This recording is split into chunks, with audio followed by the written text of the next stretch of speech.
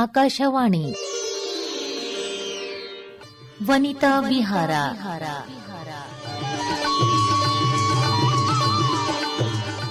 ಇವತ್ತಿನ ವನಿತಾ ವಿಹಾರ ಕಾರ್ಯಕ್ರಮದಲ್ಲಿ ಸಮಾಜ ಸೇವಕಿ ಹಾಗೂ ಜಾಗೃತಿ ಜ್ಯೋತಿ ಟ್ರಸ್ಟ್ನ ಅಧ್ಯಕ್ಷರಾದ ಜ್ಯೋತಿ ಬಸವರಾಜ್ ಮಸಳಿ ಅವರೊಂದಿಗೆ ಸಂದರ್ಶನ ಕೇಳುವಿರಿ. ಸಂದರ್ಶಿಸುತ್ತಾರೆ ಶಾರದಾ ಜಂಬಲ್ದಿನ್ನಿ. ಆತ್ಮೀಯ ಕೇಳುಗರಿಗೆಲ್ಲ ವನಿತಾ ವಿಹಾರ ಕಾರ್ಯಕ್ರಮಕ್ಕೆ ಸ್ವಾಗತ. ಕೇಳುಗರೆ, ಇವತ್ತು ನಮ್ಮ ಜೊತೆ ಜಾಗೃತಿ ಜ್ಯೋತಿ ಟ್ರಸ್ಟ್ನ ಸಮಾಜ ಸೇವಕಿ ಜ್ಯೋತಿ ಬಸವರಾಜ್ ಮಸಳಿಯವರು ಇದ್ದಾರೆ. ಮೇಡಮ್, ನಿಮಗೆ ಕಾರ್ಯಕ್ರಮಕ್ಕೆ ಸ್ವಾಗತ. ನಮಸ್ಕಾರ. ನಮಸ್ಕಾರ ಎಲ್ಲರಿಗೂ. ಫಸ್ಟ್ ಆಫ್ ಆಲ್, ಈ ಅವಕಾಶ ನನಗೆ ಕೊಟ್ಟಿದ್ದಕ್ಕೆ ತಮ್ಮ ಎಲ್ಲ ಆಕಾಶವಾಣಿಯ ಟೀಮ್ಗೆ ನಾನು ಧನ್ಯವಾದಗಳನ್ನು ಹೇಳ್ತೇನೆ. ಮೇಡಮ್, ಈಗ ನೀವು ಸುಮಾರು 23 ವರ್ಷದಿಂದ ನಿಮ್ಮನ್ನು ನೀವು ಈ ಒಂದು ಸಮಾಜ ಸೇವೆಗಾಗಿ, ಅದರಲ್ಲೂ ಮಹಿಳೆಯರ ಸಬಲೀಕರಣ ಹಾಗೂ ಮಕ್ಕಳ ಒಂದು ಶೈಕ್ಷಣಿಕ ಸ್ಥಿತಿಯನ್ನು ಉತ್ತಮಪಡಿಸಲಿಕ್ಕಾಗಿ ನೀವು ಸೇವೆಯನ್ನು ಸಲ್ಲಿಸ್ತಾ ಇದ್ದೀರಿ. ಈ ರೀತಿಯಾಗಿ ನಾನು ಸಮಾಜ ಸೇವೆ ಮಾಡಬೇಕು ಮಹಿಳೆಯರಿಗಾಗಿ, ಬಡ ಮಕ್ಕಳಿಗಾಗಿ ಅಂಥೇಳಿ ನಿಮಗೆ ಯಾಕೆ ಅನಿಸ್ತು? ನೀವು ಕೇಳೋ ಪ್ರಶ್ನೆಗಳ ಅಭಾವನೇ ನನಗೆ ರೋಮಾಂಚನ ತಂದು ಕೊಡ್ತಾ ಇದೆ ಮೈಯಲ್ಲೆಲ್ಲ. ಅದೇನೋ ಗೊತ್ತಿಲ್ಲ ಮೇಡಮ್, ಚಿಕ್ಕವಳಿಂದ ಏನೋ ಬಡ ಮಕ್ಕಳಿಗೆ ನೋಡಿದ್ರೆ ಒಂಥರ ಅನುಕಂಪ, ಅನುಬಂಧ ಏನೋ ಮನಸ್ಸಲ್ಲಿ ಇತ್ತು. ಅದನ್ನ ಮೇ ಬಿ ವ್ಯಕ್ತಪಡಿಸಕ್ ಆಗದೆ ಇರಬಹುದು. ನನ್ಗೆ ಬೆಳೆಸಿದ್ದು ಬಹಳ ಅಕ್ಕರೆಯಿಂದ ಬೆಳೆಸಿದ್ದಾರೆ. ಆದ್ರೂ ನಮ್ಮ ತಂದೆಯಲ್ಲಿ ಒಂದ್ ಸ್ವಲ್ಪ ಸೋಷಿಯಲ್ ವರ್ಕ್ ಮಾಡೋ ಗುಣ ಇತ್ತು, ಮಾಡ್ತಿದ್ರು ಅವರು. ಅದೇ ಬಂದಿರ್ಬೇಕು ಅಂತ ನಾನು ಅನ್ಕೊಂತೀನಿ.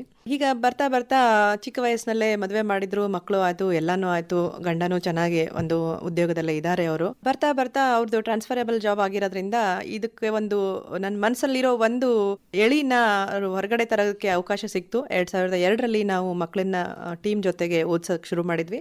ಒಬ್ರು ಕಂಪ್ಯೂಟರ್ ತಗೋತಾ ಇದ್ರು, ಒಬ್ರು ಮ್ಯಾಥ್ಸ್ ತಗೋತಾ ಇದ್ರು, ಒಬ್ರು ಡ್ರಾಯಿಂಗ್ ತಗೋತಾ ಇದ್ರಿಂದ ನೇಬರ್ಸ್ ಟೀಮ್ ಗಳನ್ನ ಮಾಡ್ಕೊಂಡು ನಾವು ಇದನ್ನ ಮಾಡ್ಕೊಂಡು ಬಂದ್ವಿ. ಆ ಮಕ್ಕಳಿಂದ ಏನು ತಗೋತಾ ಇರ್ಲಿಲ್ಲ, ನಾವು ಫ್ರೀ ಆಗಿನೇ ಮಾಡ್ತಾ ಇದ್ವಿ, ಏನೋ ಒಂದು ಹಾಬಿ ಅಂತ ಹೇಳ್ಬಿಟ್ಟು. ಸೊ ಈ ರೀತಿ ಈ ನಿಟ್ಟಿನಲ್ಲಿ ಮಾಡ್ತಾ ಮಾಡ್ತಾ ಎಲ್ಲೆಲ್ಲಿ ನನ್ನ ಮನೆಯವರು ಟ್ರಾನ್ಸ್ಫರ್ ಆಗಿದ್ದೇನೋ, ಈವನ್ ನಾವು ಹೊರಗಿನ ದೇಶಕ್ಕೆ ಕೂಡ ನಾವು ಕೆಲಸ ಮಾಡಿದ್ದುಂಟು, ಮೊಜಾಂಬಿಕ್ ಕಂಟ್ರಿ ಅಂತ. ಅಲ್ಲಿ ಕೂಡ ಅಲ್ಲಂತೂ ಇನ್ನೂ ನಿರ್ಗತಿಕ ಮಕ್ಕಳುಗಳು ಮೇಡಮ್. ಅವ್ರದ್ದು ಪರಿಸ್ಥಿತಿ ನೋಡಿದ್ರೆ ಬಹಳ ದುಃಖ ಆಗ್ತದೆ. ಅಲ್ಲಿ ನೀಗ್ರೋಗಳಿರೋದು, ಮಕ್ಕಳನ್ನ ಹಡಿತಾರೆ. ವರ್ಷಕ್ಕೆ ಒಂದಂತೂ ಇದ್ದುದ್ದೆ.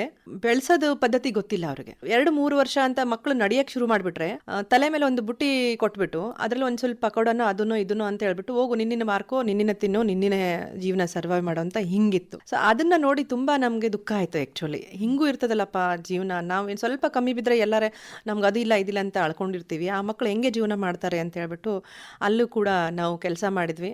ಅಲ್ಲಿ ಹೆಂಗಂದ್ರೆ ಮಕ್ಕಳು ಹುಟ್ಟಿದ್ರೆ ಖುಷಿ ಇಲ್ಲ, ತೀರ್ಕೊಂಡ್ರೆ ದುಃಖ ಇಲ್ಲ.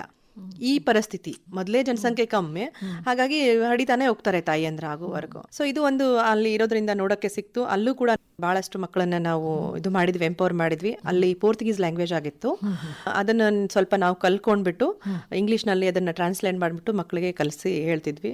ಅಲ್ಲಿ ಸ್ವಲ್ಪ ಪೋರ್ಚುಗೀಸ್ ಕಲಿಯಕ್ಕೆ ಅವಕಾಶ ಕೂಡ ನಮ್ಗೆ ಸಿಕ್ತು. ಅಂದ್ರೆ ನೀವು ಈ ಒಂದು ಕಲಬುರ್ಗಿ, ಕರ್ನಾಟಕ ಅಷ್ಟೇ ಅಲ್ಲದೇನೆ ಬೇರೆ ಬೇರೆ ದೇಶದ ವಿವಿಧ ಭಾಗಗಳಲ್ಲಿ, ಜೊತೆಗೆ ಮೊಜಾಂಬಿಕ್ ಕಂಟ್ರಿಯಲ್ಲೂ ಸಹ ಸೇವೆಯನ್ನ ಸಲ್ಲಿಸಿದ್ರಿ. ಹೌದು ಮೇಡಮ್. ಹೇಳಿ ಮೇಡಮ್, ಅಲ್ಲಿ ಒಂದು ನೀಗ್ರೋಗಳ ಒಂದು ಅವ್ರದ್ದು ಹೇಳ್ಬೇಕು ಅಂದ್ರೆ ಮೇಡಮ್, ಅದೇ ಹೇಳಿದ್ನಲ್ಲ, ಹುಟ್ಟಿದ್ರೆ ಖುಷಿ ಇಲ್ಲ, ಸತ್ರೆ ದುಃಖ ಇಲ್ಲ. ಈ ಪರಿಸ್ಥಿತಿ ನಮ್ಮಲ್ಲಿ ನಾವು ನೋಡ್ತೀವಿ. ಒಬ್ರು ಯಾರೋ ಹೋಗ್ಲಿ ವಯಸ್ಸು 90 ವಯಸ್ಸಿನ ಅಜ್ಜ ತೀರ್ಕೊಂಡ್ರು ಕೂಡ ನಾವು ತಿಂಗಳಾನ್ಗಟ್ಲೆ ಅಳ್ಕೊಂಡಿರ್ತೀವಿ ನೆನ್ಸ್ಕೊಂಡು. ಅಲ್ಲಿ ನೋಡಿದ್ರೆ ಏನಿಲ್ಲ, ನಾರ್ಮಲ್ ಆಗೇ ಇರ್ತಾರೆ ಎಲ್ಲರೂ. ಹೌದಾ, ಓಕೆ ಟೀಕೆ. ಒಬ್ರು ತೀರ್ಕೊಂಡ್ರು ಅಂತಂದ್ರೆ ನೆಕ್ಸ್ಟ್ ಮನೆಯವ್ರಿಗೆ ಹಾಲಿಡೇ ಅವಲ್ಲಿ ಅವರು ಆ ಕ್ರೆಮಿನೇಷನ್ಗೆ ಹೋಗ್ಬೇಕು ಅಂತ ಹೇಳ್ಬಿಟ್ಟು, ಅದೆಲ್ಲ ಸಂಸ್ಕಾರ ಚೆನ್ನಾಗಿದೆ. ಬಟ್ ಅಲ್ಲಿ ಏನಿದೆ, ನಾರ್ಮಲ್ ಲೈಫ್, ಮಕ್ಕಳನ್ನ ನಡೀತಾರೆ, ಬಿಟ್ಬಿಡ್ತಾರೆ. ನಿಮ್ ಕಷ್ಟ ಸುಖ ನಿಮ್ಗೆ, ನೀವು ಸರ್ವೈವ್ ಮಾಡ್ಕೋಬೇಕು ಅಂತೇಳಿ. ಅಂದ್ರೆ ದುಡಿಮೆ ಜಾಸ್ತಿ ಅಲ್ಲಿ ಶಿಕ್ಷಣಕ್ಕಿಂತ. ಹಾಗಾಗಿ ಆ ನಿಟ್ಟಿನಲ್ಲಿ ನಾವು ಒಂದು ಶಿಕ್ಷಣ ಕೊಡೋ ಇರೋ ವರ್ಷದವರೆಗೂ ಶಿಕ್ಷಣ ಕೊಡೋ ಪ್ರಯತ್ನ ಮಾಡಿದೀವಿ. ಇನ್ನೊಂದ್ರೆ ಬಹಳ ಸರಳ ಜನ ಮೇಡಮ್. ಅಲ್ಲಿ ಯಾವ್ದು ಕಪಟ ಇಲ್ಲ, ಮೋಸ ಇಲ್ಲ, ಏನೂ ಇಲ್ಲ. ಎಷ್ಟು ವರ್ಷ ಇದ್ರಿ ಮೇಡಮ್ ಅಲ್ಲಿ? ನಾನು ಇದ್ದಿದ್ದು ಮೇಡಮ್ 5 ವರ್ಷ. ನಮ್ಮ ಮನೆಯವ್ರು ಇದ್ದಿದ್ದು 8 ವರ್ಷ. ಯಾಕಂದ್ರೆ ಆ ಟೈಮಲ್ಲಿ ನನ್ನ ಇಬ್ಬರು ಮಕ್ಕಳನ್ನ ನಾನು ಕರ್ಕೊಂಡು ಹೋಗಿದ್ದೆ ನಿಜ. ಬಟ್ ಅವಳು ದೊಡ್ಡವಳು 5th ಸ್ಟ್ಯಾಂಡರ್ಡ್ ಬಂದಾಗ ಅಲ್ಲಿ ಎಜುಕೇಶನ್ ಇರ್ಲಿಲ್ಲ. Near to Zimbabwe country, Zimbabwe ಅಂತ ಕ್ರಿಕೆಟ್ ಟೀಮ್ಸ್ ಎಲ್ಲ ಆಗ್ತದಲ್ಲ, ಅಲ್ಲಿಂದ ನಾವು ಟೀಚರ್ ಕಲಿಸ್ತಿದ್ವಿ ಇಂಗ್ಲಿಷ್ ಕಲ್ಸಕ್ಕೆ. ಸ್ಕೂಲ್ ಇರ್ಲಿಲ್ಲ. ಅಲ್ಲಿಂದ ಅಲ್ಲಿ ಹೋಗ್ಬೇಕಾದ್ರೆ ಇಲ್ಲಿ ಒಂದು ಸ್ಕೂಲಲ್ಲಿ ನಾವು ಅಡ್ಮಿಷನ್ ತಗೊಂಡಿದ್ವಿ, ರೇಷ್ಮಿ ಪಬ್ಲಿಕ್ ಸ್ಕೂಲ್ ಅಲ್ಲಿ. ಅಲ್ಲಿ ಬಂದ್ಮೇಲೆ ನಮ್ಗೆ ಬೇಕಲ್ಲ ರಿಸಲ್ಟ್, ಇದು TC ಬೇಕಂತ ಹೇಳ್ಬಿಟ್ಟು. ಸೊ ಹೀಗಾಗಿ ಅವಳಿಗೆ 4th 5th ಮನೇಲೆ ಕಲ್ಸಿದ್ವಿ. ಅವಳದು ಬೇಸಿಕ್ ಹಿಂದಿ ಆಗಿತ್ತು ನನ್ನ ಮಗಳದು. ಕನ್ನಡ ಬುಕ್ಸ್ ತಗೊಂಡೋಗಿ ಕನ್ನಡ ನಮ್ಮ ಮಾತೃಭಾಷೆ ಅಂತ ಹೇಳ್ಬಿಟ್ಟು ಅವ್ರಿಗೆ ಮನೇಲೇನೆ ಕನ್ನಡನ ಕಳಿಸ್ದೆ. ಆ ಕಲ್ಸಿರೋ ಕನ್ನಡ ಇವ್ರು ಬಂದು SBR ಸ್ಕೂಲಲ್ಲಿ ಹೋಗ್ಬೇಕಾದ್ರೆ ಯೂಸ್ ಆಯ್ತು ನಮ್ಗೆ. ವಾಪಸ್ ಕರ್ಕೊಂಡ್ ಬಂದು ಹಾಸ್ಟೆಲ್ಗೆ ಬಿಟ್ಟಿದ್ವಿ ಇಬ್ರು ಮಕ್ಕಳನ್ನ. ಒಂದ್ 3 ವರ್ಷ ಅವ್ರಿಬ್ರು ಇದ್ರು.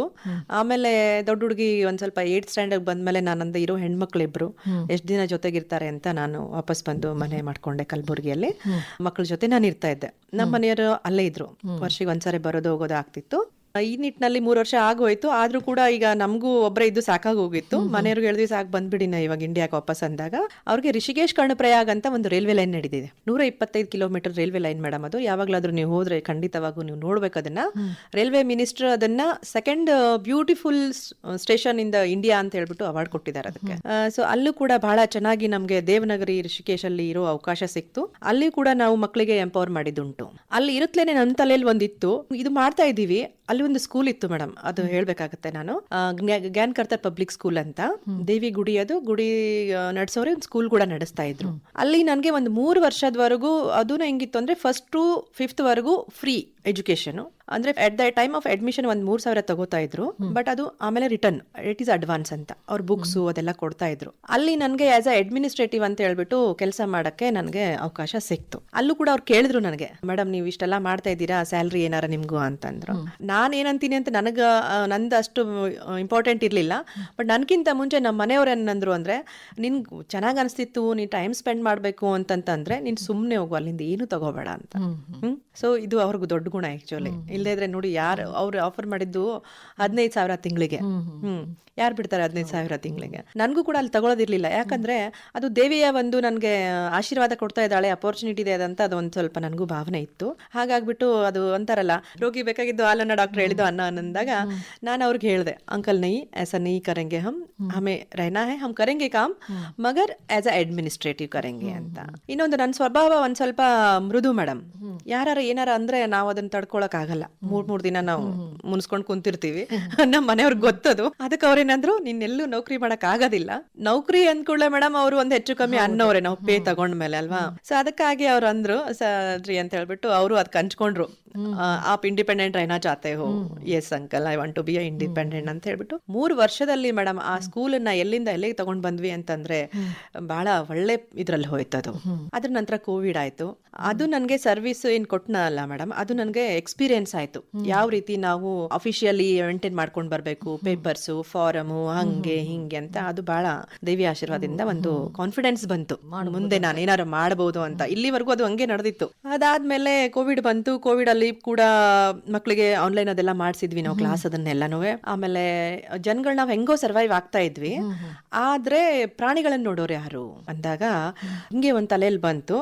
ಟೀಮ್ ಜೊತೆ ನಾವು ಕಾಂಟ್ರಿಬ್ಯೂಷನ್ ಮಾಡ್ಕೊಂಡ್ಬಿಟ್ಟು ಪ್ರಾಣಿಗಳಿಗಾಗಿ ಒಂದು 20-25 ಕಿಲೋ ಹಿಟ್ಟಿನ ಚೀಲ ತಗೊಂಡ್ಬಿಟ್ಟು ಅದ್ರಲ್ಲಿ ನೀರಲ್ಲಿ ಉಪ್ಪು ಅದೆಲ್ಲ ಬೆರೆಸಿ ಇದ್ರಲ್ಲಿ ನಾವು ಕೊಡ್ತಿದ್ವಿ ಪ್ರಾಣಿಗಳಿಗೆ. ಅದನ್ನು ಆಯ್ತು. ಆಮೇಲೆ ಆಕ್ಸಿಜನ್ ಸಿಗದೆ ಇರೋ ಪೇಷಂಟ್ ಗಳಿಗೆ ಆಕ್ಸಿಜನ್ ಕೂಡ ನಾವು ಕೊಡ್ತಾ ಇದ್ವಿ. ಆಮೇಲೆ ನಿರ್ಗತಿಗರಿಗೆ ಊಟ ಸಿಗದೆ ಇರೋರಿಗೆ ಟೀಮ್ ಕಾಲನಿಯಿಂದ ಮಾಡ್ಬಿಟ್ಟು ಒಬ್ಬರ ಮನೆಯಿಂದ 1-2 ಟಿಫಿನ್ ಅಂತ ಹೇಳ್ಬಿಟ್ಟು ತಯಾರು ಮಾಡಿ ಸಪ್ಲೈ ಮಾಡ್ತಾ ಇದ್ವಿ. ಅಂದ್ರೆ ಇಷ್ಟೆಲ್ಲ ಕೆಲಸ ನೀವು ಉತ್ತರಾಖಂಡದಲ್ಲಿ ಮಾಡ್ತಾ? ಹೌದು ಮೇಡಮ್, ಇದು ಉತ್ತರಾಖಂಡದಲ್ಲಿನೇ ಆಯ್ತು. ಕೊರೋನಾ ಮುಗಿಯೋದಕ್ಕೂ ಆಮೇಲೆ ನಮ್ಮ ಮನೆಯವ್ರಿಗೆ ಋಷಿಕೇಶಿಂದ ಅವ್ರಿಗೆ ಟ್ರಾನ್ಸ್ಫರ್ ಆಯ್ತು. ಸೊ ನಾವು ಬರ್ಲೇಬೇಕು. ಈಗ ನಾವು 2002ರಿಂದ ಕೆಲಸ ಮಾಡ್ತಾ ಇದ್ವಿ ಮೇಡಮ್. ಆದ್ರೆ ಯಾವಾಗ್ಲೂ ಇದನ್ನ ನಾವು ರಿಜಿಸ್ಟ್ರೇಷನ್ ಅಂತ ಮಾಡೇ ಇರ್ಲಿಲ್ಲ. ಏನೋ ಒಂದ್ ಸೇವೆ ಮಾಡ್ಬೇಕು ಅಂತ ಇತ್ತು ಮನ್ಸಲ್ಲಿದ್ದು. ಅದು ಸಣ್ಣಗಿದ್ದಾಗಿಂದ ಬಂದಿತ್ತು. ಈಗ ಒಂದ್ ಸ್ವಲ್ಪ ಅದು ಬೇರ್ ಬೆಳಿತಾ ಬಂದಿತ್ತು. ಹಾಗಾಗಿ ಅದು ನಾವು ಮಾಡೇ ಇರ್ಲಿಲ್ಲ. ಇನ್ನು 2021ರಲ್ಲಿ ಎಂಡ್ ಆಫ್ ದ ಇಯರ್ಗೆ ಇಂದೋರ್ಗೆ ಟ್ರಾನ್ಸ್ಫರ್ ಆಯ್ತು. ಅದೇ same company Indore metro railway line ಅಲ್ಲಿ ಪ್ರಾಜೆಕ್ಟ್ ತಗೊಂಡಾಗ ಅಲ್ಲಿಗೆ ಟ್ರಾನ್ಸ್ಫರ್ ಆಯ್ತು. ಅಲ್ಲೂನು ಬಂದ್ವಿ. ಈಗ ಯಾವಾಗ್ಲೂ ಮಾಡ್ತಾ ಇರೋರಿಗೆ ಸುಮ್ನೆ ಕೂಡೋದಾಗಲ್ಲಲ್ವಾ. ಹಾಗಾಗ್ಬಿಟ್ಟು ಮನೆಯಲ್ಲಿ ಕೆಲಸದೊಳ್ದು ಒಂದ್ ಹುಡುಗಿ, ಅವಳಿಗೆ ಕೇಳ್ದೆ, ಬೇಟಾ ಕಿತ್ನ ಪಡೀಲಿಕ್ಕೆ ಹೋ ಕೌನ್ಸೆ ಕ್ಲಾಸ್ में हो? इंदौर आ हुड़गी ಹೇಳ್ತು, नहीं मैडम क्या पढ़ेंगे लिखेंगे, 4th या 5वीं पढ़ रहे थे, कोरोना हो गया, 3 साल वैसे ही निकल गया ಅಂತ ಹೇಳ್ತು. ಅವಾಗೂ ಮನ್ಸಿಗೆ ಕಷ್ಟ ಆಯ್ತು. ಪರವಾಗಿಲ್ಲ ಅಂತ ಹೇಳ್ಬಿಟ್ಟು ನೀನು ನಿಮ್ಮ ಕಾಲನಿಂದಾನೆ ಹುಡುಗರನ್ನ ಕರ್ಕೊಂಡ್ ಬಾ ಅಂತ ಹೇಳ್ದೆ ಅವಳಿಗೆ. ಸರಿ ಅಂತ ಆ ಹುಡುಗಿ ಕರ್ಕೊಂಡ್ ಬಂತು. ಗಾರ್ಡನ್ ಎದುರುಗಡೆ ನಾವು ಓದ್ಸಕ್ಕೆ ಶುರು ಮಾಡ್ತೀವಿ ಮೇಡಮ್. 4-5 ಹುಡುಗರಿಂದ ಸ್ಟಾರ್ಟ್ ಮಾಡಿದೀವಿ. ಇವಾಗಿಂದ 25-30 ಮಕ್ಕಳು ನಮ್ ಜೊತೆಗಿದ್ದಾರೆ. ಇನ್ನೂ ಬರ್ಬೇಕು ಅಂತಾರೆ. ಬಟ್ ಅದು ನಾವು ಎಷ್ಟು ನಮ್ ಕಡೆ ಸ್ವಲ್ಪ ಮ್ಯಾನ್ ಪವರ್ ಕಮ್ಮಿ ಇದೆ. ಸೊ ಈಗ ಎಷ್ಟು ನಾವು ಹ್ಯಾಂಡಲ್ ಮಾಡಕ್ ಆಗತ್ತೋ ಅಷ್ಟನ್ನೇ ನಾವು ಮಕ್ಕಳನ್ನ ತಗೊಂಡು ಓದ್ಸೋದು ನಡೀತಾ ಇದೆ ಮೇಡಮ್. ಆ ಮಕ್ಳು ಹೆಂಗೆ ಅಂತಂದ್ರೆ ಲೈಕ್ ಸಂಸ್ಕಾರ ಅಂತ ಏನು ಗೊತ್ತೇ ಇಲ್ಲ. ಯಾಕೆ ಫ್ಯಾಮಿಲಿ ಬ್ಯಾಕ್ ಗ್ರೌಂಡ್ ಏನು ಇಲ್ಲ. ತಾಯಿನೋ ತಂದಿನೋ ದಿನ ಬೆಳಗಾದ್ರೆ ಮನೆಗೆ ಇಷ್ಟು ಅಡ್ಗೆ ಮಾಡ್ಬಿಟ್ಟು ಚಂದನ ಹೋಗ್ತಾಳೆ ಕೆಲ್ಸಕ್ಕಂತೀವಿ. ಅಲ್ಲಿಂದ ಮಕ್ಳು ಸ್ಕೂಲಿಂದ ಬಂದು ಏನ್ ತಿಂದ್ವು, ಏನ್ ಊಟವು, ಎಲ್ಲಿಗೆ ಹೋದ್ವಿ, ಏನು ಅವ್ರಿಗೆ ಬೇಕಾಗಿಲ್ಲ, ಬರೀ ದುಡಿಯೋದು ಒಂದೇ. ಅಂತ ನಿಟ್ಟಿನಲ್ಲಿ ಈ ಮಕ್ಳು ದಾರಿ ತಪ್ಪೋ ಹಾದಿ ಚಾನ್ಸಸ್ ಬಹಳ ಇರ್ತವೆ ಮೇಡಮ್.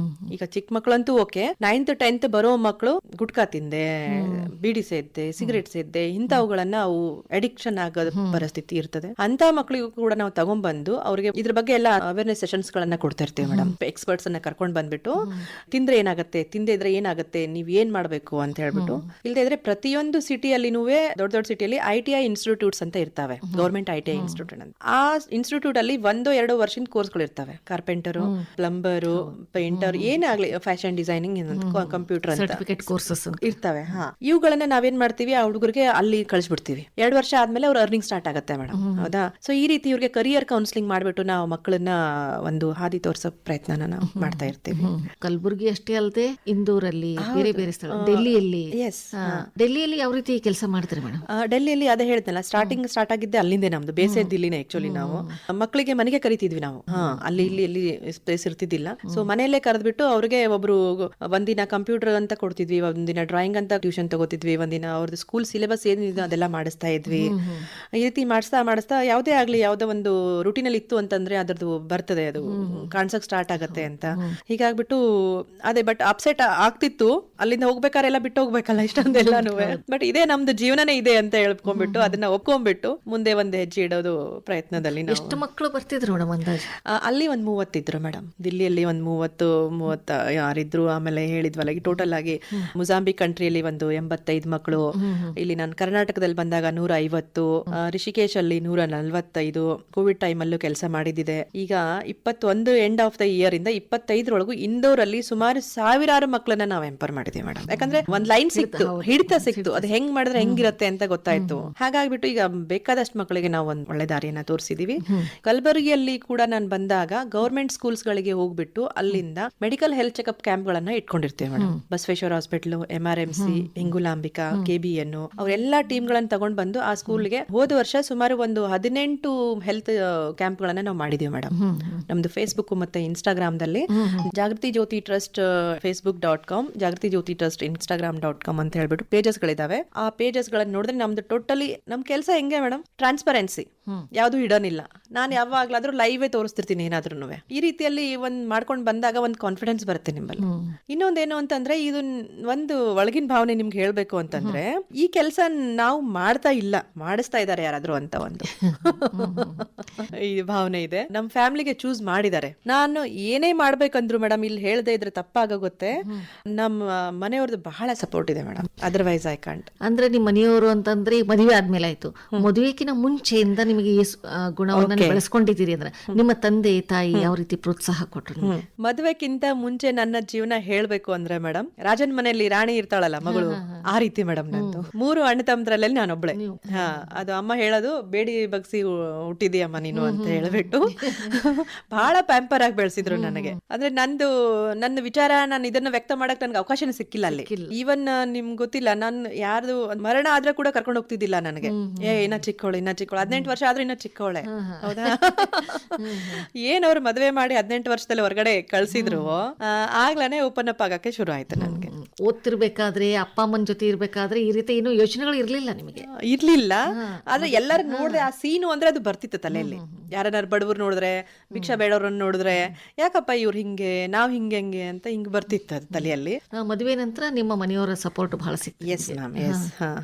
ಒಬ್ಳೆ ನಾನು ಸ್ಕೂಲಿಂದ ಬರ್ಬೇಕಾದ್ರೆ ಸ್ವಲ್ಪ ಒಂದು ಒಳಗಡೆ ಒಂದು ಸಂಧಿಯಲ್ಲಿ ನಮ್ಮ ಮನೆ ಒಂದು 15-20 ನಿಮಿಷ ತಡ ಆಯ್ತು ಅಂದ್ರೆ ಅಮ್ಮ ಬಂದ್ ರೋಡಿ ನಿಂದ್ರೋಳು, ಯಾಕೋ ನನ್ ಮಗಳು ಬಂದಿಲ್ಲ ಅಂತ ಹೇಳ್ಬಿಟ್ಟು ಇಷ್ಟೊಂದು ಪ್ಯಾಂಪರ್ ಅಲ್ಲಿ ನಾನು ಒಬ್ಳೆ ಎಲ್ಲ ಹೊರಗಡೆ ಹೋಗ್ತೀನಿ ಫ್ರೆಂಡ್ ಸಂಗಟೆ ಅಂತಂದ್ರೆ ನನ್ಗೆ ಹಿಂದೆ ಸೆಕ್ಯೂರಿಟಿ ಗಾರ್ಡ್ ಕಳ್ಸೋರು. ಈ ರೀತಿ ಗೊತ್ತೇ ಇರದೇನೆ ನನಗೆ ಈ ರೀತಿ ನಾನ್ ಜೀವನದಲ್ಲಿ ಬಂದೋಳು. ಈ ತರ ಈಗ ಓಪನ್ ಅಪ್ ಆಗಿದ್ದೀನಿ ಅಂತಂತಂದ್ರೆ ಇದಕ್ಕೆಲ್ಲ ಕಾರಣ ನಮ್ಮ ಮನೆಯವರೇ ಮೇಡಮ್. ಈಗ ಮಕ್ಕಳ ಒಂದು ಶಿಕ್ಷಣಕ್ಕಾಗಿ ಅಂದ್ರೆ ಬಡ ಮಕ್ಕಳು, ನಿರ್ಗತಿಕರ ಮಕ್ಕಳಿಗಾಗಿ ನೀವೆಲ್ಲ ಇಷ್ಟೆಲ್ಲ ಕೆಲಸ ಮಾಡಿದ್ರಿ. ಮಹಿಳೆಯ ಸಬಲೀಕರಣಕ್ಕಾಗಿ ಏನೇನೆಲ್ಲ ಮಾಡಿರಿ ಮೇಡಮ್? ನೆಕ್ಸ್ಟ್ ಸ್ಟೆಪ್ ನಮ್ದು ಅಂದೆ ಇದರಲ್ಲಿ ಒಂದು ಈ ರೀತಿ ನಮ್ಗೆ ಬೇಸ್ ಸಿಕ್ಕ ಮೇಲೆ ಈಗ ಇಂದೂರಲ್ಲಿ ನಾನು 5th of Feb Vasant Panchami ಅಂತ ಇತ್ತು 22ರಲ್ಲಿ. ಆ ದಿನಾನೇ ನಾವು ಇದು ಹುಡುಗರಿಗಾಗಿ ಸ್ಟಾರ್ಟ್ ಮಾಡ್ಕೊಂಡ್ವಿ ಟ್ಯೂಷನ್ ಅನ್ನ. ಈಗ March 8 ಅಂತಾರಾಷ್ಟ್ರೀಯ ಮಹಿಳಾ ದಿನಾಚರಣೆ, ಹೌದಲ್ವಾ? ಸೊ ಈ ರೀತಿ ಮಾಡ್ಬೇಕಾದ್ರೆ ಆಲ್ರೆಡಿ ಕರೋನಾ ಆಗಿತ್ತು 3 ವರ್ಷ ಹಿಂದೆ. ಎಲ್ಲರೂ ಕುಸಿದ್ ಬಿದ್ದೋಗಿದ್ರು ಅನ್ಕೊಳ್ರಿ ಆ ಟೈಮಲ್ಲಿ. ಸೊ ಹೆಣ್ಮಕ್ಳಿಗೆ ಯಾಕೆ ಇದು ಮಾಡಬಾರ್ದು? ಒಂದು ಹೆಣ್ಮಗಳು ಸಶಕ್ತ ಆದ್ಲು ಅಂತಂದ್ರೆ ಅವ್ರ ಪೂರ್ತಿ ಖಾನ್ದಾನ್ ಅವ್ರ ಇದನ್ನೇ ಸಶಕ್ತ ಆಗುತ್ತೆ ಅಂತ ಹೇಳ್ಬಿಟ್ಟು ನಮ್ಮಲ್ಲಿ ಟ್ಯೂಷನ್ ಬರೋ ಮಗಳಿಗೆ ನಾನು ಹೇಳ್ದೆ, ಬೇಟಾ ಅಪ್ನೆ ಕಾಲನಿ ಮೇ ಸಬ್ಕೋ ಇಕಟ್ಟ ಕರ್ನಾ, ಹಮ್ ಆಯೆಂಗೆ ಏಕ್ ದಿನ ಬಾತ್ ಕರ್ನೆ ಕೆ ಲಿಯೆ ಅಂತ ಅಂದಾಗ ಸುಮಾರು ಹುಡುಗಿ ಅಲ್ಲಿ ಇಲ್ಲಿ ಎಲ್ಲ ಕಲ್ಬಿಟ್ಟು ಒಂದು 50-60 ಹೆಣ್ಮಕ್ಳನ್ನ ಒಂದ್ ಕಡೆ ಗೂಡ್ಸಿದ್ಲ ಅವಳು. ಸರಿ ಅಂತ ನಾವು ಹೋದ್ವಿ. ನಾವು ಹೋಗಿ ಬಹಳ ಖುಷಿ ಆದ್ರೆ ಎಲ್ಲರೂ ಮೇಡಮ್ ಏನೋ ಮಾಡಿಸ್ತಾರಂತೆ ಅಂತಂದಾಗ ನಾನು ಕೇಳ್ದೆ, ಹಮ್ ಕುಚ್ ಕರ್ವಾನಾ ಚಾಹತೆ हैं आपके लिए, तो आपकी क्या इच्छा है मैम, करिए ना, क्यों नहीं, हम तो तरस रहे हैं उसके लिए. सरी अंत क्या करवाना चाह रहे हैं मैम, तो आप लोग बोलो अंत नान अंत. देखिए कुछ भी घर बैठे कुछ हमें हो जाए तो सही है अंत. तो सिलाई सीखना चाहोगे? हाँ क्यों नहीं मैम, आप बताओ ना ಅಂದಾಗ ಸರಿ ಅಂತ ಹೇಳ್ಬಿಟ್ಟು ಎಲ್ಲರಿಗೂ ಅದ್ರ ಬಗ್ಗೆ ಎಕ್ಸ್ಪ್ಲೇನ್ ಮಾಡಿದೆ. ಸಿಲೈ ಟೀಚರ್ ಇಡ್ತೀವಿ, ಹೊಲಿಗೆ ಕ್ಲಾಸಿಗೆ, ಹೊಲಿಗೆ ಯಂತ್ರದ ಕ್ಲಾಸ್ಗಳನ್ನ ಮಾಡ್ತೀವಿ, ಎಷ್ಟು ಜನ ತಯಾರಿದ್ದೀರಿ ಅಂದ್ಕೊಳ್ಳಿ, ಒಮ್ಮೆ ಒಂದು 50 ಜನ ನಮ್ಗೆ ನಮ್ ಹೆಸರು ಕೊಟ್ಟುಬಿಟ್ಟು ಮಾಡ್ತೀವಿ ಅಂತ ಹೇಳ್ಬಿಟ್ಟು ಖುಷಿಯಾಗಿ ನಾವು ತಗೊಂಬಂದ್ವಿ. ಈಗ ನೆಕ್ಸ್ಟ್ ಅಂದ್ರೆ ನಮ್ಗೆ ಜನ ಸಿಕ್ತು, ಟೀಚರ್ ಬೇಕು, ಪ್ರೆಮಿಸಸ್ ಬೇಕು, ಜಾಗ ಬೇಕು ಅಲ್ವಾ? ಸೊ ಹೋಗ್ಲಿ ಒಂದೊಂದು ಸ್ಟೆಪ್ ಮುಂದೆ ಹೋಗ್ಬಿಟ್ಟು ಇದು ಹಿಡಿದ್ಮೇಲೆ ಈಗ ಟೀಚರ್ ಹುಡ್ಕಕ್ ಸ್ಟಾರ್ಟ್ ಮಾಡಿದೆ. ಅವಾಗ ಒಬ್ರು ಟೀಚರ್ ಹೂ ಅಂದಿದ್ರು. ಒಂದಿನ ಮುಂಚೆ ಮೇಡಮ್ ಅಂದ್ರೆ 7ನೇ ತಾರೀಕಿಗೆ ನಮ್ದು ಒಂದು ಪ್ರಿಪ್ರೇಷನ್ ಆಗುತ್ತೆ. ನಾವೇನೇ ಮಾಡ್ಬೇಕಾದ್ರೂ ಒಂದು ಪ್ರಿಪ್ರೇಷನ್ ಮಾಡಿರ್ತೀವಿ ಪ್ರೋಗ್ರಾಮ್ ಅಲ್ಲಿ. ಸಬ್ಕು ಉದರ್ ಅನಾಯ ಅಂತಂದಾಗ ಸರಿ ಅಂದ್ರು. 7ನೇ ತಾರೀಕು ಬೆಳಿಗ್ಗೆ 6ನೇ ತಾರೀಕು ಬೆಳಿಗ್ಗೆ ಅವಳು ಟೀಚರ್ ಫೋನ್ ಮಾಡ್ತಾಳೆ, ಮೇಡಮ್ ನೈ ಹೋ ಪಾಯೇಗಾ ಮೇರೆ ಸೆ ಅಂತ. ಯಾಕೆ ಅಂದ್ರೆ ನಾವು ಕೊಡೋ ಸ್ಯಾಲ್ರಿನೇ ಕಮ್ಮಿ, ನಮ್ ಕೈಲಿ ಎಷ್ಟಾಗತ್ತೆ ಅಷ್ಟೇ ಕೊಡೋರಲ್ವಾ ನಾವು. ಓ ಘರ್ ಮೇ ಹಸ್ಬೆಂಡ್ ಮನಾ ಕರ್ ರಹೆ ಹೈ ಕಿ ಇತ್ತೆ ಮೇ ಕ್ಯಾ ಹೋಗಾ ತುಮಾರಾ, ಇಟ್ಸ್ ಓಕೆ. ಇವಾಗ್ಲೇ ಹೇಳಿದ್ದು ಒಳ್ಳೇದಾಯ್ತಲ್ಲ ಮೇಡಮ್, ಕ್ಲಾಸ್ ಸ್ಟಾರ್ಟ್ ಆದ್ಮೇಲೆ ಹೇಳಿದ್ರೆ ಇನ್ನೂ ತೊಂದರೆ ಆಗೋದು. ಸೊ 6ನೇ ತಾರೀಕಿಗೆ ರಾತ್ರಿಗೆ ನಾನು ನನ್ನ ಕ್ಲಾಸ್ ಮುಗಿಸ್ಕೊಂಡ್ಬಿಟ್ಟು ಒಂದ್ ಹುಡುಗಿನ ತಗೊಂಡು ಅದೇ ಏರಿಯಾದಲ್ಲಿ ಚಕ್ಕರ್ ಹೊಡೆದೆ. ಎಷ್ಟು ಜನ ನಿಮ್ದು ಏರಿಯಾದಲ್ಲಿ ಟೀಚರ್ಸ್ ಇದಾರೆ ಹೇಳು ಸ್ಟಿಚ್ ಹೊಲಿಯೋರು ಅಂತ. 4 ಜನ ಅಪ್ರೋಚ್ ಆದೆ. ಆ 4 ಜನರಲ್ಲಿ ಒಬ್ಳಿಗೆ ನಾನು ಕನ್ವಿನ್ಸ್ ಮಾಡಕ್ಕೆ ಸಕ್ಸಸ್ ಆದೆ ಮೇಡಮ್. ಹೌದಾ? ಅವಳು ಓಕೆ ಅಂದ್ಲು. ಅವಳ ಪರಿಸ್ಥಿತಿ ಕೇಳಿ ಹೆಂಗಿತ್ತು ಅಂತ. ಒಬ್ಬನೇ ಮಗ, ಅತ್ತೆ ಮಾವ ನಾದನಿಂದರು ಎಲ್ಲ ಮನೆಗೆ ಜೊತೆಗೆ ಇರಬೇಕು. ಇಷ್ಟೊಂದು ಕಿರುಕುಳ ಕೊಡ್ತಿದ್ರಂದ್ರೆ ಆ ಹೆಣ್ಮಗಳಿಗೆ, ಲೈಕ್ ಅವಳು ಇವಾಗ ಆತ್ಮಹತ್ಯೆ ಮಾಡ್ಕೋಬೇಕು. ಇಷ್ಟೊಂದು ನಾ ಜೀನೇದೇರೆ ನಾ ಮರ್ನೇದೇರೆ ಹಿಂಗ ಈ ಪರಿಸ್ಥಿತಿ ಇತ್ತು. ಅವಳು ಒಪ್ಕೊಂಡ್ಲು ಅದಕ್ಕೆ. ಅವಳ ಮನೆ ಪಕ್ಕನೆ ಓಕೆ ಟೀಚರ್ ರೆಡಿ ಆದ್ಲು. ಈಗ ನಮ್ ಜಾಗ ಬೇಕಲ್ಲ, ಎಲ್ಲಿ ಯಾರ ಮನೆಗೆ ಹೋಗೋಂಗಿಲ್ಲ, ಏನೂ ಇಲ್ಲ. ಅದೇ ಅವ್ರ ಏರಿಯಾದಲ್ಲಿನೇ ಏನಾಗಿತ್ತು, ಒಂದು ಗುಡಿ ಇತ್ತು ಮೇಡಮ್, ಸಾಯಿ ಮಂದಿರ್ ಇತ್ತು. ಆ ಸಾಯಿ ಮಂದಿರ್ ಪಂಡಿತ ಕೇಳಿದೆ, ऐसे हम करना चाहते हैं तो आपका कोई आपत्ति तो नहीं है? और नहीं मैडम ऐसा कुछ नहीं, मगर कोई एक प्रभारी है, आप उनसे बात कर लो. ಸರಿ ಅಂತ ಅವ್ರಿಗೆಲ್ಲ ಮಾಡಿದಾಗ ಯಾರಿಗೂ ಏನು ತೊಂದರೆ ಆಗಿರ್ಲಿಲ್ಲ. ನಾವು ಇಷ್ಟು ಸಕ್ಸಸ್ಫುಲ್ ಆಗಿ ಇಷ್ಟು ಎನರ್ಜಿಯಿಂದ ಮೇಡಮ್ ಬರ್ತಿದ್ರು ಹೆಣ್ಮಕ್ಳು ಅಂತಂದ್ರೆ ಖುಷಿ ಅವ್ರಿಗೂ ಒಂಥರ. ಇದೇ ರೀತಿಯಾಗಿ 5 ಬ್ಯಾಚ್ ಮುಗೀತು. ಬರ್ತಾ ದಿನಗಳಲ್ಲಿ ಟೀಚರ್ದು ನಮ್ದು ಇಂಟ್ರಾಕ್ಷನ್ ಮಾಡಿದಾಗ ಟೀಚರ್ ಹೇಳ್ತಿದ್ಲು, ಮೇಡಮ್ ಆಪ್ ಹಮೇನಾ ಭಗವಾನ್ ಕೆ ರೂಪ್ ಮೇ ಮಿಲೆ ಹೋ. ಇವಾಗ ಅದೇ ಹೆಣ್ಮಗಳು ಮೇಡಮ್ ಈಗ ಹೇಳ್ತಾಳೆ, ಹೇಳು ಕ್ಯಾ ಚಾಹತೆ ಹೋ, ಮೈ ಘರ್ ಛೋಡ್ ಕೆ ನಹೀ ಜಾऊंगी, ಜಾನಾ ಆಪ್ ಜಾओ, ಮೈ ಅಪ್ನೆ ಬೇಟೆ ಕೋ ಪಾಲ್ ಲೂಂಗಿ. ಧೈರ್ಯ ಬಂತ್ರಿ ಮೇಡಮ್. ಇನವನ್ ಅವ್ರ ಮನೆಯವ್ರು ಹೇಳ್ತಾರೆ, आपकी मैडम सिखाती है ना आपको, वो क्यों सिखाएंगी, वो तो मेरा है, अपना है, मैं अपना जी रही हूँ ಅಂತ ಹಿಂಗೆ. ಅದು ಒಂದು ನನ್ ಖುಷಿ, ಅವಳಿಗೆ ಸಶಕ್ತ ಮಾಡಿದ್ನಲ್ಲಪ್ಪ ಅಂತ. ಅಂದ್ರೆ ಯಾಕೆ ಮೇಡಮ್ ಸಹಿಸ್ಬೇಕು ಹೆಣ್ಮಕ್ಳು? ಅಂದ್ರೆ ಮಹಿಳೆ ಆರ್ಥಿಕವಾಗಿ ಸ್ವತಂತ್ರಳಾದ್ರೆ ಏನನ್ನಾದ್ರೂ ಮಾಡಬಹುದು. ಹೌದು ಅಲ್ಲ, ಅವಳಿಗೆ ಹೆಚ್ಚಿನ ಒಂದು ಧೈರ್ಯ ಬರುತ್ತೆ. ಹೌದು. ಈ ಕಲಬುರಗಿಯಲ್ಲಿ ಏನೆಲ್ಲ ಮಾಡ್ತಾ ಇದ್ದೀವಿ? ಈ ರೀತಿ ನಿಟ್ಟಿನಲ್ಲಿ 5ನೇ ಕ್ಲಾಸ್ ವರೆಗೂ ನಾವು ಅಲ್ಲಿ ಇಂದೋರಲ್ಲಿ ಮುಗಿಸಿದೀವಿ 3 ವರ್ಷದಲ್ಲಿ. ಹೌದಾ? 80ರಿಂದ 85 ಹೆಣ್ಮಕ್ಳಿಗೆ ನಾವು ಸಶಕ್ತ ಮಾಡಿದ್ರಿಂದ 45ರಿಂದ 50 ಹೆಣ್ಮಕ್ಳು ಈಗ ಬೇರೆಯವ್ರದ್ದು ಹೊಲ್ದು ಕೊಡ್ತಾರೆ, ತಮ್ಮದೇ ಹೊಲ್ಕೊಂತಾರೆ, ಮನೆಯವ್ರಿಗೆಲ್ಲ ಹೊಲ್ದು ಕೊಡ್ತಾರೆ ಅಂತ ತಿಳ್ಕೊಳ್ಳಿ. ಎಲ್ಲ ಹೊಲಿತಾರೆ. A to Z ಹೆಣ್ಮಕ್ಳಿಗೆ ಏನ್ ಬೇಕು, ಮಕ್ಳು ಇಟ್ಕೊಂಡು ಮುದುಕರವ್ರಿಗೆ ಏನ್ ಬೇಕೆಲ್ಲ ಹೊಲಿತಾರೆ. ಈ ರೀತಿ ಮಾಡ್ಬೇಕಾದ್ರೆ ನಾನು ಮುಂಚೆನೆ ಹೇಳಿದ್ದೆ ನಿಮ್ಗೆ, ನಮ್ದೆಲ್ಲ ಟ್ರಾನ್ಸ್ಪರೆನ್ಸಿ ಇರ್ತದೆ, ಏನಿದ್ದೆಲ್ಲ ನಾವು ಲೈವ್ ತೋರಿಸ್ಕೊಂಡಿರ್ತೀವಿ ಅಂತ ಎಲ್ಲರಿಗೂ ಗೊತ್ತಾಗುತ್ತೆ. ಅವ್ರು ಹೇಳಿದ್ರು ನಮ್ ಫ್ರೆಂಡ್ಸ್ ಕೆಲವು ಜನ, ಏನಮ್ಮ ನೀವು ಊರು ಉದ್ಧಾರ ಮಾಡಕ್ ಹೊಂಟಿಯಾ, ನಮ್ಮೂರಿಗೆ ಯಾಕೆ ಮಾಡಲ್ಲ ನೀನು ಅಂತ ಹೇಳ್ಬಿಟ್ಟು ನಾನು ವಿಚಾರ ಮಾಡಿದೆ. ಹೌದಲ್ಲ, ಇದನ್ನು ನಿಜಾನೇ, ನಾನು ಹುಟ್ಟೂರನ್ ಬಿಟ್ಟು ನಾನು ಬೇರೆ ಕಡೆ ಮಾಡ್ತಿದ್ದೀನಲ್ಲ ಅಂತ. ಸರಿ ಅಂತ ಅಂದಾಗ ಮೊನ್ನೆ ನವೆಂಬರ್ ಅಲ್ಲಿ ಮೇಡಮ್ ಫೋನ್ ಮೇಲೆನೆ ನೋಡಿ, ನನ್ಗೇನ್ ಒಂದು ಭರೋಸೆ, ದೃಢ ನಂಬಿಕೆ, ವಿಶ್ವಾಸ ಅಂತಂದ್ರೆ, ನೀವು ಯಾವುದೇ ಒಂದು ನಿಶ್ಚಲವಾದ ಕೆಲಸವನ್ನ ನಿಸ್ವಾರ್ಥದಿಂದ ಮಾಡ್ತಿದ್ರೆ ಅದು ನಿಮ್ ಕೆಲಸ ಆಗಲ್ಲ, ಅವ್ರ ದೇವ್ರ ಕೆಲಸ ಆಗಿರತ್ತೆ, ಅವ್ರು ಮಾಡಿಸ್ತಾರಂತ ಬಹಳ ನಮ್ಗೆ ಸ್ಟ್ರಾಂಗ್ ಭರೋಸೆ ಮೇಡಮ್. ಫೋನ್ ಅಲ್ಲಿನೇ ಆ ನಂದೂರಲ್ಲಿ ಒಬ್ರಿಗೆ ಹೇಳ್ದೆ ನಾನು, ನೋಡಪ್ಪ ನಾನು ಹಿಂಗ್ ಮಾಡ್ತಾ ಇರ್ತೀನಿ, ಒಳ್ಳೆ ಮನುಷ್ಯ, ಅವ್ನಿಗೆ ಹೇಳ್ದೆ ಹಿಂಗ್ ಮಾಡ್ಬೇಕಂತೀವಿ ನಿಮ್ ಊರಲ್ಲಿ, ಒಬ್ರು ಟೀಚರ್ ಯಾರು ಇದ್ರೆ ಹುಡುಕಿ ಕೊಡು, ಒಂದು 15-20 ಹೆಣ್ಮಕ್ಳನ್ನ ಹುಡುಕು ಅಂತಂದಾಗ ಅವ್ನ್ ಮರ್ದಿನಾನೇ ಕಾಲ್ ಮಾಡ್ದ ನನ್ಗೆ, ಅವ್ನ ಮನೆ ಪಕ್ಕಕ್ಕೆ ಅವ್ರಿರೋದು. ಮೇಡಮ್ ಇಲ್ಲೊಬ್ರು ಟೀಚರ್ ಇದಾರೆ ಮಾತಾಡಿ ಅಂತ. ಈಗ ಅಲ್ಲೂ ಒಂದ್ ಬರುತ್ತೆ ಮೇಡಮ್, ಈಗ ಇರೋ ಟೀಚರ್ ಹುಡುಗಿ ಅವಳಿಗೆ ಏನೋ ಒಂದ್ ಮಾಡ್ಬೇಕಂತ ಇದು ಎನರ್ಜಿ ಮತ್ತೆ ಎಂಥೂಸಿಸಮ್ ಅಂತ. ಅವಳು ಮುಂಚೆ ಮನೆಗೆ ಹೋಗಿ ಕೇಳಿದಾಳೆ, ನಾನು ಹೊಲಿಗೆ ಕಲಿಸ್ತೀನಿ ಬರ್ರಿ, ನಾನು ಹೊಲಿಗೆ ಕಲಿಸ್ತೀನಿ ಬರ್ರಿ. ನಾನು ಯಾರು ಅವಳು ಕೇಳಿಲ್ಲ, ಅವ್ರಿಗೆ ಬಾಗ್ಲನ್ನು ತೆಗೆದಿಲ್ಲ. ಸರಿ ಅಂತ ಹೇಳ್ಬಿಟ್ಟು ನಾನು ಒಂದಿನ ಮುಂಚೆ ಅವ್ರಿಗೆಲ್ಲರಿಗೂ ಭೇಟಿಯಾಗಿ ನೋಡಮ್ಮ ಹಿಂಗ್ ಮಾಡ್ಬೇಕಂತೀವಿ, ನೀವು ರೆಡಿ ಇದ್ದೀರಾ ಅಂದಾಗ, ಹ್ಞೂರಿ ಮೇಡಮ್ ನೀವು ಬರ್ರಿ ಅಂತಂದಾಗ ಆ ಹೆಣ್ಮಕ್ಳಿಗೆ ತಾರೀಫ್ ಮಾಡ್ಬೇಕು ಮೇಡಮ್. ಅವಳು ಸ್ವಂತ ಮನೆ, ಸ್ವಂತ ಮಷೀನು, ಅವಳು ಮಾಡೋದು ಜಾಗ ಎಲ್ಲ ಅವಳದೇ ಅನ್ಕೊಡ್ರಿ. ಹೌದಾ, ಲಕ್ಷ್ಮಿ ಅವಳ ಹೆಸರು. ಅವಳು ಇಷ್ಟೊಂದು ಎನರ್ಜಿ ಮತ್ತೆ ಎಂಥೂಸಿಸಮ್ ಮಾಡ್ತಾಳೆ ಅಂದ್ರೆ ನಮ್ಗೆ ಇಂಥವ್ರು ಬೇಕು ಮೇಡಮ್. ಆಕ್ಚುಲಿ ಇಂಥವ್ರು ಸಿಕ್ಕರೆ ನಾವು ದುನಿಯಾ ಬದಲಿಸಿಟ್ಬಿಡ್ತೀವಿ. ಮಾಡಿದ್ಲಪ್ಪ, ನಾನು ಬಂದಾಗ ತಿಂಗಳಿಗೊಮ್ಮೆ ನಾನು ಬರೋಳು. ಈವನ್ ನಾನು ಅಲ್ಲಿದ್ದಾಗ ಕೂಡ ಆನ್ಲೈನ್ ನಲ್ಲಿ ನಾನು ಹ್ಯಾಂಡಲ್ ಮಾಡ್ತಾ ಇರ್ತೀನಿ ಕ್ಲಾಸ್ಗಳನ್ನ. ಹೀಗಾಗ್ಬಿಟ್ಟು ನಮ್ದು ಏನು ಅಂತಂದ್ರೆ, ನಾವು ಫಸ್ಟ್ ಸೆಕೆಂಡ್ ಬ್ಯಾಚ್ ಅಲ್ಲಿ ಬರೀ 10 ರೂಪಾಯಿ ಅಷ್ಟೇ ನಾವು ಇವ್ರಿಗೆ ಚಾರ್ಜ್ ಮಾಡಿರೋದು ಮೇಡಮ್. ಇಂದೂರಲ್ಲಿ ಸ್ಟಾರ್ಟ್ ಮಾಡಿದ್ರಿಂದ ನಮ್ ದುಡ್ಡು ಬೇಕಿರ್ಲಿಲ್ಲ, ಏನೋ ಒಂದು ಮಾಡ್ಬೇಕನ್ನೋದಿತ್ತು. ಈವನ್ ಅವ್ರ ಕಡೆಯಿಂದ ಸ್ಟೂಡೆಂಟ್ಸ್ ಕಡೆಯಿಂದ ಬಂದಾಗ ಅವರು, ಮೇಡಮ್ बगल में एक संस्था है, वो 500 रुपए पर महीने लेती है, और सिखाना इतना अच्छा नहीं है, आप इतना एफर्ट डालते हो, पैसे बढ़ा सकते हो. ಅವ್ರು ಖುದ್ದಾಗಿ ಹೇಳಿದ್ದು ಮಿನಿಮಮ್ 200 ಮಾಡಿ ಅಂತ ಅವ್ರು ನನ್ಗೆ ಹೇಳಿದ್ದು ಮೇಡಮ್. ಅವರು ಅವ್ರ ಕಡೆಯಿಂದ ಬಂದಿದ್ದು. ನಾನಂದೆ ನನ್ಗೆ ದುಡ್ಡು ಗಳಿಸಂಗಿದ್ರೆ ಭಾಳ ಆಯ್ತಮ್ಮ, ನನ್ಗೆ ದುಡ್ಡು ಗಳಿಸೋದಿಲ್ಲ ಅಂತ ಹೇಳ್ಬಿಟ್ಟು ಇಲ್ಲಿವರೆಗೂ ಈಗ ಒಂದು 50 ರೂಪಾಯಿ ಪರ್ ಮಂತ್ ಮೇಡಮ್, 100 ರೂಪಾಯಿ ಒಂದು ರಿಜಿಸ್ಟ್ರೇಷನ್ ಫೀಸ್ ಇರುತ್ತೆ. ಹೌದಾ, ಅದನ್ನ 3 ತಿಂಗಳು 4 ತಿಂಗಳು ಮಾಡಿದಾಗ 320 ರೂಪಾಯಿ ಒಂದು ಟ್ಯಾಗ್ ಇರುತ್ತೆ. 320 ರೂಪಾಯಿಯಲ್ಲಿ ಕೋರ್ಸ್ ಮುಗಿದೋಗುತ್ತೆ. ಟೀಚರ್ ಫೀಸ್ ನಾವು ಕೊಡ್ತೀವಿ. ಸೊ ಹಿಂಗ್ ಮಾಡ್ಕೊಂಡು ಬರ್ಬೇಕಾದ್ರೆ ಇಲ್ಲಿ ಲಕ್ಷ್ಮಿ ಅಂತ ಇವಳಿಗೂ ಹೇಳ್ದೆ ನಾನು, ನನ್ಗೇನ್ ಜಾಸ್ತಿ ಕೊಡಕ್ ಆಗಲ್ಲಮ್ಮ, ನೀನ್ ನೋಡು, ನಿನ್ಗೂ ಸರಿ ಹೋಗ್ಬೇಕು, ನೀನು ಕೆಲಸ ಮಾಡ್ತಾ ಇದೀಯಾ ಅಂತಂದ್ರೆ, ಇಲ್ಲ ಮೇಡಮ್ ನಾನು ಮಾಡೋದಿದೆ, ನಾನು ಮಾಡ್ತೀನಿ, ನೀವು 1000 ರೂಪಾಯಿ ಕೊಟ್ರು ನೀವು ಕೊಡದೇ ಇದ್ರು ನಾನು ಮಾಡ್ತೀನಿ ಅಂದ್ಲು. ಆಯ್ತು ಬಾರಮ್ಮ ನೀನು ಅಂತ ನಮ್ಮಂತವಳ ಇದೆಯಾ ಅನ್ಕೊಂಡ್ಬಿಟ್ಟು ಸ್ಟಾರ್ಟ್ ಮಾಡ್ಕೊಂಡಿದ್ದಕ್ಕೆ ಮೊನ್ನೆ ಜನವರಿಯಲ್ಲಿ ಒಂದು ಬ್ಯಾಚ್ ಮುಗಿಸಿದ್ವಿ ಮೇಡಮ್. 30 ಹೆಣ್ಮಕ್ಳನ್ನ ಹುಡುಗಿರನ್ನ ನಾವು ಎಂಪವರ್ ಮಾಡಿದ್ವಿ. ಅದ್ರಲ್ಲೂ ಕೂಡ ಈಗ ನಮ್ ಗುಲ್ಬರ್ಗಾದಲ್ಲಿ ಟೇಲರ್ ಗಳಿದಾವಲ್ಲ, ಅವರು ಇವ್ರಿಗೆ ಕರಿತಾ ಇದಾರೆ, ನಮ್ಗೆ ವರ್ಕ್ಶಾಪ್ ಅಲ್ಲಿ ಲೇಡೀಸ್ ಬೇಕಾದ್ರೆ ಬರ್ರಿ ಅಂತ ಹೇಳ್ಬಿಟ್ಟು. ಬಟ್ ಅದೇ ಏನಾಗುತ್ತೆ ಅಂದ್ರೆ, ಹಳ್ಳಿ ಊರಲ್ಲಿ ಜನ ಬಿಡಲ್ಲ ಹೆಣ್ಮಕ್ಳಿಗೆ, ಹೀಗಾಗಿ ಉಳಿದಿದೆ ನಮ್ದು. ಈಗ ಸೆಕೆಂಡ್ ಬ್ಯಾಚ್ ನಡೆದಿದೆ. ನಂದೂರ್ ಕೆ ಅಲ್ಲಿ first batch ಮುಗಿಸಿದ್ವಿ.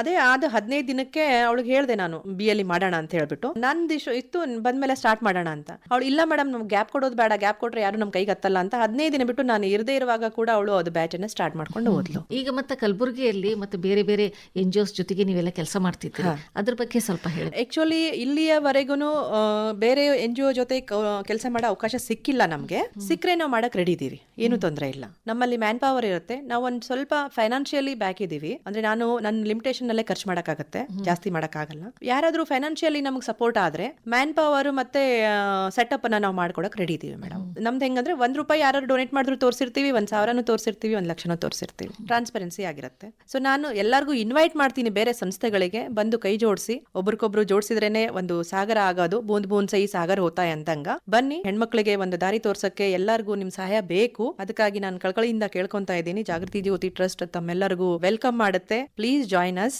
Thank you so much. ಈಗ ನೀವು ಮುಂದೆ ಏನೇನೆಲ್ಲ ಯೋಜನೆಗಳನ್ನ ಹಾಕೊಂಡಿದ್ದೀರಿ? ಇವಾಗ ಇಷ್ಟು ಮಾಡೋದ್ರೊಳಗೆ ನನ್ಗೆ 2 ಕ್ಲಿಕ್ ಆಗ್ತಾ ಇದೆ ಏನ್ ಮಾಡಬಹುದು ಅಂತ. ಒಂದು ಏನಂದ್ರೆ, ಮಕ್ಕಳಿಗೆ, ಸಣ್ಣ ಮಕ್ಕಳಿಗೆ ಗೌರ್ಮೆಂಟ್ ಸ್ಕೂಲ್ ಹೋಗ್ತಾರಲ್ಲ, ಅವ್ರನ್ನ ಸಶಕ್ತ ಮಾಡೋದು, ಅವರಿಗೆ ವೆಲ್ ನೋನ್ ಇದು ಕೊಡೋದು, ಜಿಂದಗಿ ಕೊಡೋದು. ಇನ್ನು ಸೆಕೆಂಡ್ ಅಂತಂದ್ರೆ ಹೆಣ್ಮಕ್ಳಿಗೆ ಸಶಕ್ತ ಮಾಡೋದು. ಇವೆರಡು ಮಾಡಿದ್ವಿ ಅಂತಂದ್ರೆ ಅದು ನಮ್ ಟಾರ್ಗೆಟ್ ಹಳ್ಳಿ ಊರನ್ನೇ ನಾವು ಹಿಡ್ಕೋಬೇಕು ಅಂತ, ಅಡಾಪ್ಷನ್ ಮಾಡ್ಕೋಬೇಕು ಅಂತ. ಯಾಕಂದ್ರೆ ಈಗ ಹಳ್ಳಿಯಲ್ಲಿ ಯಾರು ಉಳಿತಾ ಇಲ್ಲ ಮೇಡಮ್, ಎಲ್ಲ ಬಿಟ್ಟು ಸಿಟಿಗೆ ಬರ್ತಾ ಇದಾರೆ. ಯಾಕೆ? ಅವು ಸಂಪನ್ಮೂಲಗಳು ಅವ್ರ ಹತ್ರ ಇಲ್ಲ ಅಂತ ಹೇಳ್ಬಿಟ್ಟು, ಸಿಟಿಯಲ್ಲಿ ಏನ್ ಸಿಗ್ತಾವ ಅಲ್ಲಿ ಸಿಗಲ್ಲ ಅಂತ.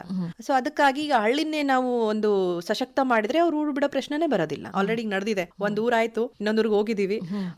ಸರಿ ಮೇಡಮ್, ಈಗ ನೀವು ಇಷ್ಟೆಲ್ಲ ಬೇರೆ ಬೇರೆ ದೇಶದ ಬೇರೆ ಬೇರೆ ಭಾಗಗಳಲ್ಲೆಲ್ಲ ಹೋಗಿ ಸೇವೆಯನ್ನ ಸಲ್ಲಿಸಿದಿರಿ, ಭಾಷೆ ತೊಂದರೆ ಆಗ್ಲಿಲ್ವಾ?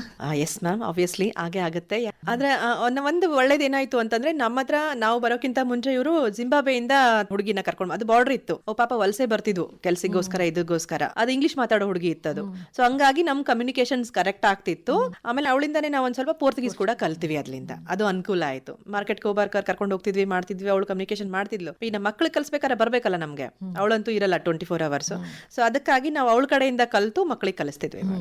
ಬಹಳಷ್ಟು ಮಹಿಳಾ ಸಬಲೀಕರಣಕ್ಕಾಗಿ, ಮಕ್ಕಳ ಶಿಕ್ಷಣಕ್ಕಾಗಿ ಬಹಳಷ್ಟು ಸೇವೆಯನ್ನು ಸಲ್ಲಿಸ್ತಾ ಇದ್ದೀರಿ. ನಮ್ಮ ದೇಶದಾದ್ಯಂತ ಇನ್ನೂ ಅನೇಕ ಯೋಜನೆಗಳನ್ನು ನೀವು ಹಾಕೊಂಡಿದ್ದೀರಿ. ಈ ಎಲ್ಲಾ ಯೋಜನೆಗಳು ಸಫಲ ಆಗ್ಲಿ, ನಿಮ್ಮೆಲ್ಲ ಆಸೆಗಳು ಈಡೇರ್ಲಿ, ಇನ್ನು ಸೇವೆಯನ್ನು ಸಲ್ಲಿಸುವಂತ ಶಕ್ತಿ ಆ ಭಗವಂತ ಕರುಣಿಸಲಿ ಅಂತ ನಾವು ಎಲ್ಲಾ ಕೇಳುಗರ ಪರವಾಗಿ ಹಾರೈಸ್ತಾ ಈ ಕಾರ್ಯಕ್ರಮ ಮುಕ್ತಾಯ ಮಾಡೋಣ ಮೇಡಮ್. ನಮಸ್ಕಾರ. ಕೇಳೋರ್ಗೆಲ್ಲರಿಗೂ ನಮಸ್ಕಾರ.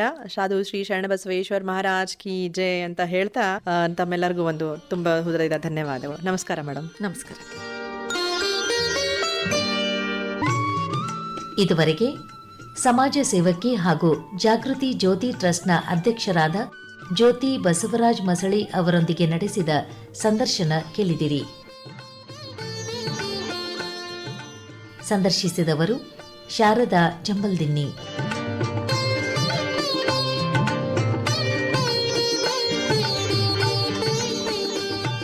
ವನಿತಾ ವಿಹಾರ ಕಾರ್ಯಕ್ರಮ ಪ್ರಸಾರವಾಯಿತು. ಸಂಕಲನ ಮಧು ದೇಶ್ಮುಖ್. ನಿರ್ಮಾಣ ಸೋಮಶೇಖರ್ ಎಸ್ ರುಳಿ.